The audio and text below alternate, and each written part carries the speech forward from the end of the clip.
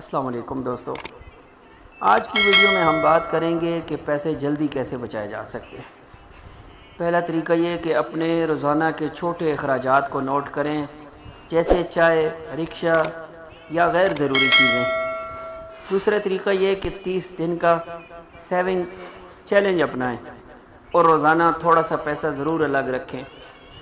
تیسرا یہ کہ آن لائن خریداری میں ہمیشہ پرائس کمپیریزن کریں تاکہ کم پیسوں میں اچھی چیز ملے۔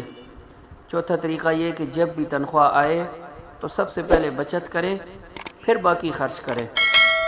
پانچواں یہ کہ کوئی نئی اسکل سیکھیں اور سائیڈ انکم بڑھائیں تاکہ زیادہ بچت کر سکیں۔ تو دوستو، اگر آپ یہ 5 آسان ٹپس اپنائیں گے تو انشاءاللہ بہت جلد پیسے بچانا شروع کر دیں گے۔